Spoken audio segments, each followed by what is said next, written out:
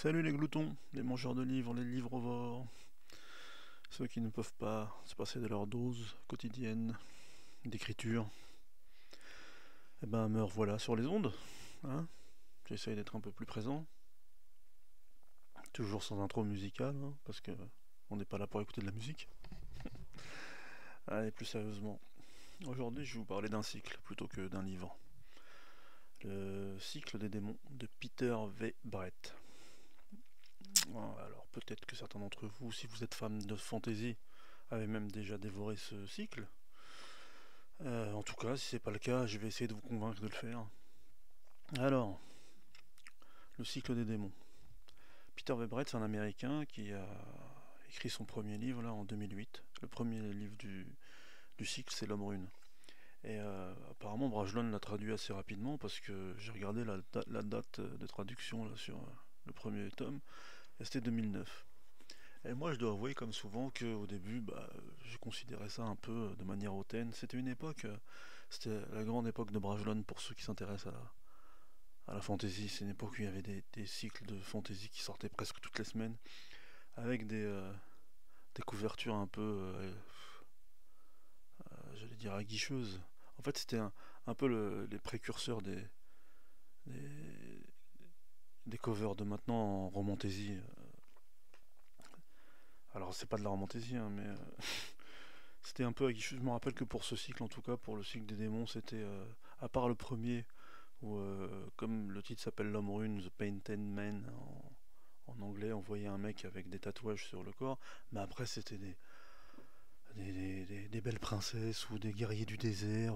Alors c'était bizarre, c'était 50-50, ça m'attirait un peu et en même temps je trouvais ça tellement aguicheur, gratuit, que pendant longtemps en fait, je lisais un peu le quatrième de couverture et je me disais, ah non, non, ça doit être de la fantaisie, de la sous-fantaisie en fait. Et donc pendant des années, en fait, j'ai pas calculé. Et puis je sais pas pourquoi, un jour, comme d'hab, hein, à force, vous devez connaître la musique, hein. Je fais souvent des expéditions dans les bouquineries, dans les solderies, et puis à force de le voir passer entre les mains, je dis bon allez, quand même, je vais essayer, ça a pas l'air si mal.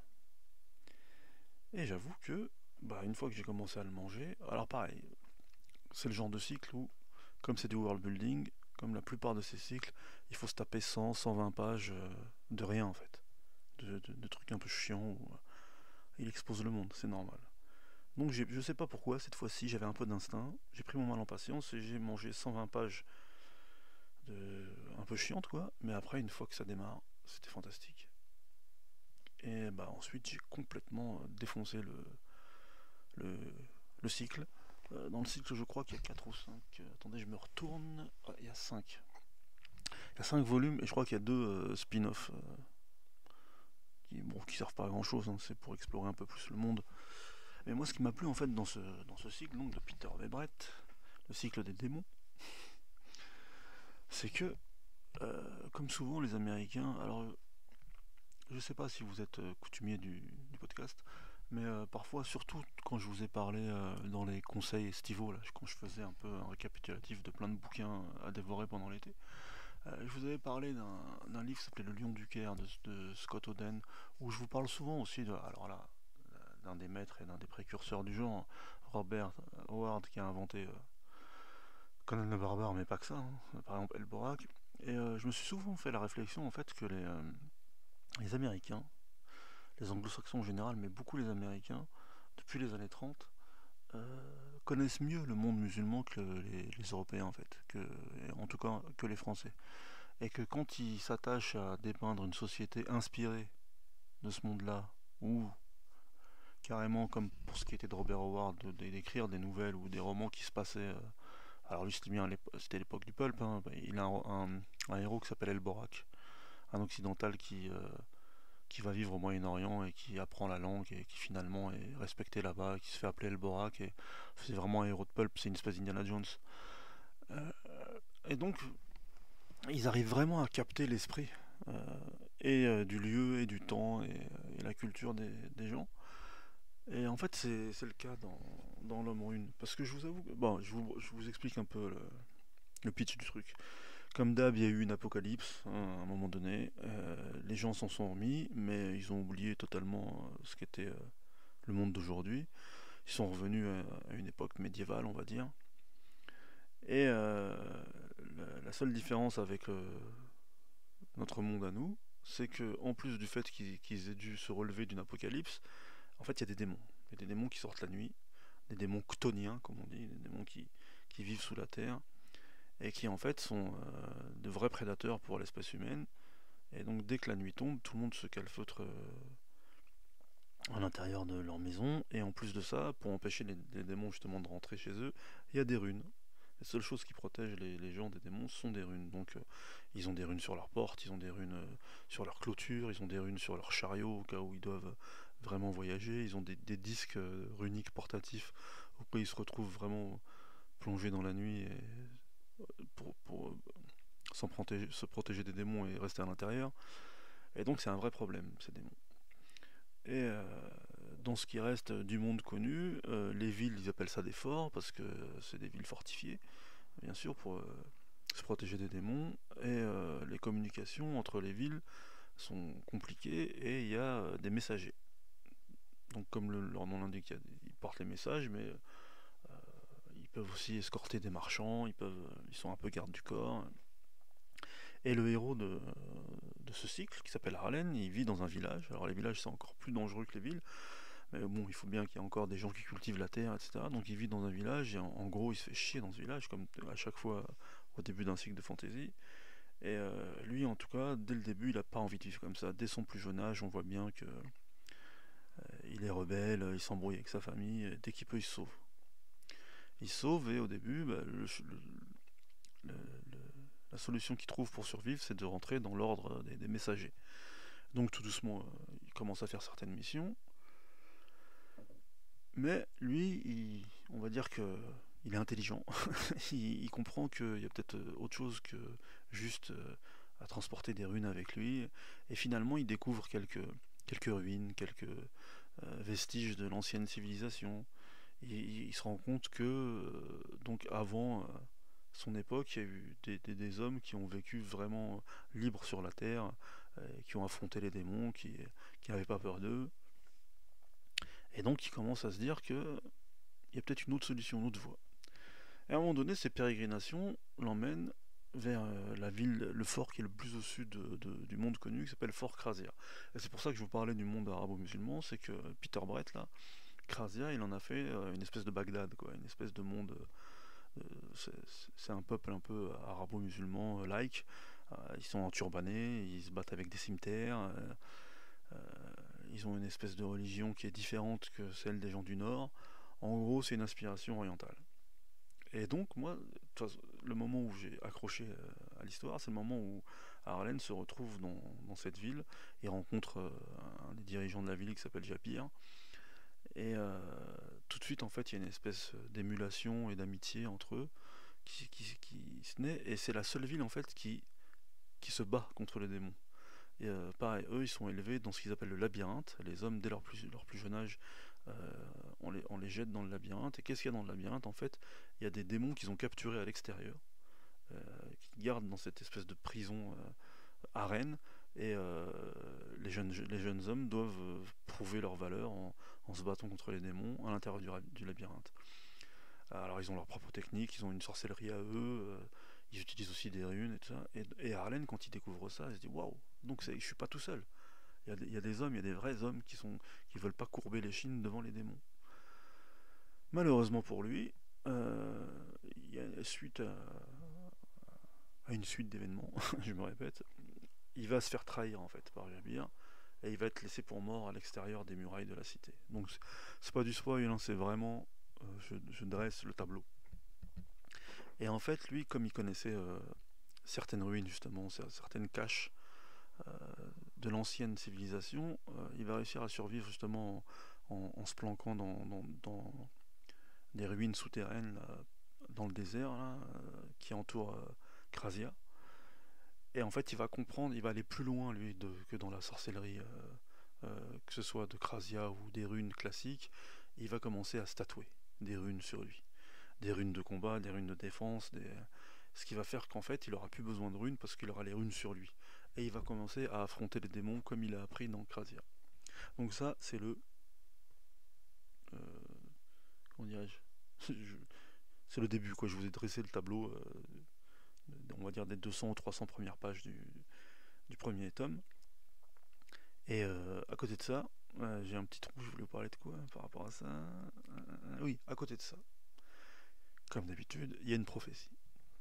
Il y a une prophétie qui dit que justement, depuis la chute de l'humanité, il y a 300 ans ou 400 ans en arrière, un jour, bien sûr, il y aurait un élu, un chosen one, qui ferait en sorte de libérer à nouveau l'humanité des démons, de l'emprise des démons sur la Terre. Et en fait, Jabir, là, dans Fort Krasia, il estime que c'est lui normalement l'élu. Et le fait que Harlen arrive, ça rebat un peu les cartes. Ce qui est cool, c'est qu'en même temps, on a aussi une vision du monde des démons. Et ça, c'était pas mal non plus, parce qu'au début, les démons, c'est juste des démons. Alors, il y a différents types de démons. C'est ça aussi qui est bien, il y a une espèce de bestiaire démoniaque. Mais en fait, dans le centre de la Terre, comme c'est des démons chtoniens, là, il y a une société un peu en ruche, où il y a une reine, et des princes démons qui se disputent l'affection de la reine, et eux, en fait, justement, ça fait longtemps qu'ils rongent leurs freins, ils veulent reconquérir la planète à 100%, quoi. Donc il y a ça, déjà. Et à côté de ça, il y a les autres forces, qu'on appelle les fils, quoi, qui sont les forces du Nord, une société, on va dire, occidentale, médiévale occidentale. Et bien sûr, euh, à travers les pérégrinations d'Arlen, on va découvrir d'autres personnages et d'autres villes. Et tout ça va se recouper, s'entrecouper pendant les 5 volumes. Alors, à la base, normalement, ça devait être une trilogie. Mais vu que Peter Brett a eu beaucoup de succès avec ce cycle, en fait, il a rajouté un 4e volume, puis un 5e volume. Donc, à un moment, moi, c'est ça qui m'a fait peur dans ce cycle. Je me suis dit, ouh là là là, c'est pas bon ça. Quand les mecs ils tartinent un peu trop, à la fin, il reste plus rien et on a trop étiré le truc et ça devient décevant. Et en fait, non, surtout dans le 3e volume, là, à un moment donné, il y a tellement de fils différents, il y a tellement de destinées différentes, de personnages. Comme on se dit souvent, on sait que c'est le propre des grands cycles de fantasy. Le truc, c'est qu'à un moment donné, tout doit se recouper, tout doit se rejoindre, mais là, j'ai eu un doute, en fait. En fait, non. En fait, il tient sa promesse, c'est pour ça que c'est un super cycle. Et en fait, je vous en parle parce que là, j'ai vu le week-end dernier à Gibert, il a écrit un 2e cycle, une suite.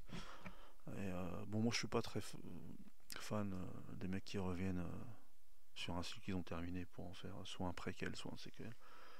Mais je me suis dit, bon, bah, on verra bien quand le cycle sera fini parce que je vais pas commencer et attendre des mois que ça finisse. D'ailleurs, justement, le seul avantage que j'ai eu au début de ne pas acheter tout de suite le premier tome, c'est que quand j'ai commencé, je crois, ici, on était déjà au 3e, ouais, je crois au 3e tome. Le temps que je finisse les 3, le 4e était sorti et j'ai vraiment dû attendre juste le 5e, quoi, pour le finir. Donc j'ai pu le lire presque d'un coup. Mais en tout cas, ça c'est le tableau d'ensemble du cycle. Et pourquoi je vous dis que c'est un cycle intéressant, à part le fait, comme je vous l'ai dit, qu'il y avait une société un peu originale qu'il avait dépeint. Il y a déjà cette idée des démons là, qui sortent la nuit, et ça fait presque un peu film d'horreur. Bien sûr, c'est un classique, hein, il y a eu plein de livres où l'humanité devait combattre des démons nocturnes, noctoniens. Mais ce qui est fort en fait, c'est qu'il arrive justement à créer une galerie de personnages. Une fois qu'on a découvert Harlen et Jabir, euh, au sein de la société du Sud, là, déjà il va nous décrire un monde parallèle en fait, parce qu'au début, pendant quasiment tout le premier tome, euh, la société qui nous décrit, elle est un peu chiante, pour vous dire la vérité, c'est pas terrible. Mais quand on arrive dans le monde robeux, quoi, en gros, euh, c'est incroyable.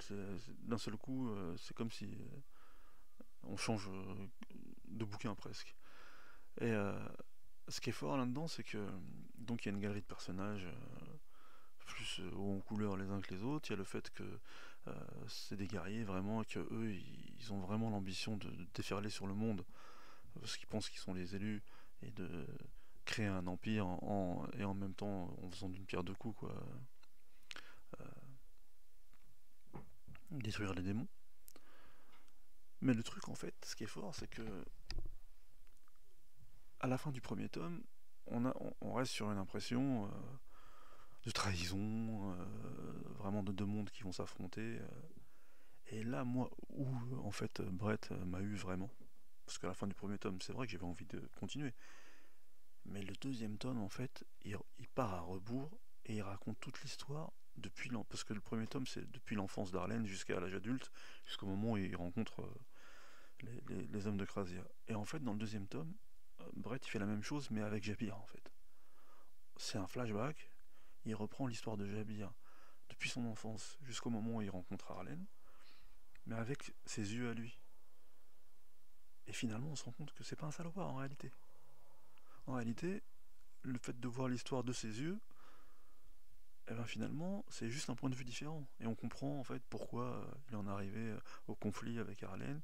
Et en réalité, l'histoire, elle commence vraiment à la fin du deuxième tome. Il faut deux tomes en fait pour voir ces deux points de vue et comprendre qu'en fait, ça va être plus complexe que ce qu'on croyait. Et là, franchement, après, c'est que du bon. C'est que du délice, c'est juste du suspense et réussir à tenir jusqu'à la fin du cinquième tome.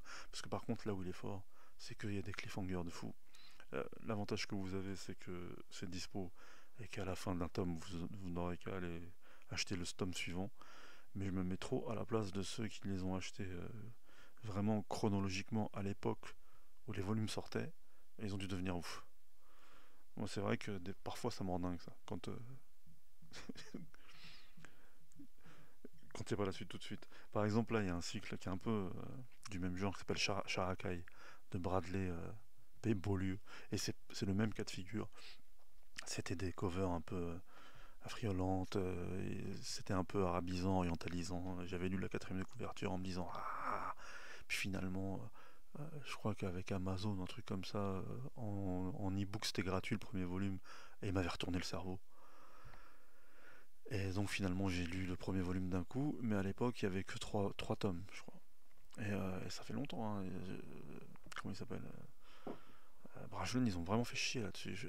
Donc j'avais acheté des tomes, mais je m'étais dit, je les lis pas. J'attends que ça finisse. Et bien, on m'en a pris parce que là, il y a le cinquième qui est sorti au bout de 5 ans ou je sais pas combien. Je m'étais même dit que j'allais les acheter en anglais parce que j'en avais marre, mais c'est juste qu'il y en avait. C'est un truc bizarre, il n'y en avait pas en poche en anglais, il y en a qu'en grand format et j'ai pas la place chez moi. Enfin bref. Et donc là, il reste que le sixième tome. J'attends juste qu'il sorte. Le sixième tome. Et là, je les enchaînerai tous à la suite. C'était une aparté, mais si vous aimez le cycle des démons, je vous conseille Sharakai, c'est peut-être même mieux. En tout cas, pour en revenir à notre ami Brett, comme je vous dis, ce qui est fort, c'est que c'était un twist, ou en tout cas une surprise à laquelle on ne s'attendait pas du tout. Le fait que ce qui était l'antagoniste principal du deuxième tome, en fait, devient un protagoniste et non pas un antagoniste à la fin du deuxième tome. Et ensuite, on lit leurs aventures différentes, mais qui se rejoignent, bien sûr. Et on essaie de voir si, bien sûr, l'humanité va vaincre, si l'un des deux est vraiment l'élu. Parce que ça aussi, à un moment donné, ça devient important de savoir s'il y a un élu qui existe ou pas, si c'est vrai, si c'est pas vrai. On voit aussi le côté démoniaque de l'histoire, comment va réagir la société démon face à l'émergence, en tout cas, de ces deux pseudo-élus. On voit aussi ce qui se passe dans toute la société occidentale, quoi, parce que, en fait, pendant longtemps, les autres villes, bah pour eux, ça veut rien dire. De toute façon, Harlem, pour eux, il n'existe pas. Jabir, même si c'est le prince d'une ville qu'ils connaissent de nom, bah, c'est juste le dirigeant d'une ville, parce que c'est des villes-États. Et pour eux, ça veut rien dire non plus. Il va avoir d'autres, comment dirais-je, intrigues politiques, en fait, dans les autres villes, qui vont avoir une influence sur le déroulement de l'histoire. Donc, c'est ce qui fait qu'à un moment donné, on a l'impression qu'il y a une avalanche de personnages, à tel point que on se dit, mais bon, c'est trop, ça sert à rien. Mais en fait, tout est construit. Parce que pareil, à un moment donné, il y a des personnages qui ressurgissent du passé d'Harlem. Et pareil, là on se dit, mais pourquoi nous ramener des personnages en gros qui servent à rien sur le moment. Mais il y a une raison à chaque fois. Et moi aussi, une des raisons qui font que le cycle m'a plu, c'est ça, c'est que comme souvent quand on est pris dans une intrigue, on n'a pas envie d'intrigue secondaire en réalité. Mais bien sûr c'est le propre de la fantaisie, c'est souvent comme ça. Il y a souvent des sous-intrigues qui se greffent pour à la fin se réunir en une histoire finale. Et moi souvent ça m'énerve parce que je suis du genre impatient et je m'intéresse au personnage principal en gros. Alors que c'est con, hein, souvent ce qui donne du goût aussi au bouquin, c'est toutes les créations en fait que l'auteur a décidé d'incorporer au livre. Et là en fait c'est un bon équilibre. Le fait qu'il ait décidé de rajouter 2 tomes de plus, c'est certainement que en réalité à la base il avait déjà toutes ses idées et qu'au début comme c'était ses premiers livres, l'éditeur l'a freiné comme souvent, mais face au succès mondial du premier et du deuxième tome, finalement l'éditeur il lui a lâché la bride, il lui a dit bah écoute, c'est gagnant-gagnant, nous on vendra plus de livres si tu fais plus de tomes et toi tu pourras mettre tout ce que tu as voulu mettre dès le début. Donc finalement il a mis tout ce qu'il voulait et apparemment il avait même plus à dire puisque comme je vous dis il a écrit un nouveau cycle, une suite avec les personnages survivants en gros. En tout cas voilà, ça fait longtemps que j'avais envie de vous parler de L'Homme Rune. Enfin L'Homme Rune c'est le premier tome, hein, mais du cycle des démons. Je me disais ouais, peut-être est-ce que ça vaut vraiment un podcast entier, est-ce que ça vaut... Et puis finalement bah là, on est un dimanche après-midi, pluvieux, je me suis dit bon, c'est vraiment le genre de temps qui permet de se plonger dans un cycle de fantasy haut de gamme. Alors je vous en parle. Et c'est vrai, hein, c'est un bon cycle de fantasy. Bizarrement, moi qui suis friand des podcasts justement qui parlent de fantasy en général, euh, j'ai jamais entendu un podcast qui parlait de ce mec. Une fois dans Elbakin, là, il y a un mec qui l'a traité par-dessus la jambe en disant oh, bah, Peter Brett, on le lit puis c'est bon. Et ben moi je sais pas, je trouve que c'est un très très bon auteur de fantasy. Plus que plein de trucs qui sortent. C'est un monde qui est construit, qui a son propre système de magie. Bon, il n'est pas exempt de défauts, hein, il y a 2-3 trucs qui me plaisent pas trop dedans. Mais si on doit faire la somme des qualités et des défauts, c'est un super cycle. Et de toute façon, le personnage qu'il a inventé là, Harlan, il est super attachant. Et paradoxalement, j'en ai parlé une fois avec un pote à qui j'avais conseillé le livre. Et il avait eu la même réaction que moi en fait. Ce qu'il avait fait tenir, ce qui lui a le plus en fait, c'est Jabir et son équipe de ouf là, d'orientaux guerriers kamikazes là.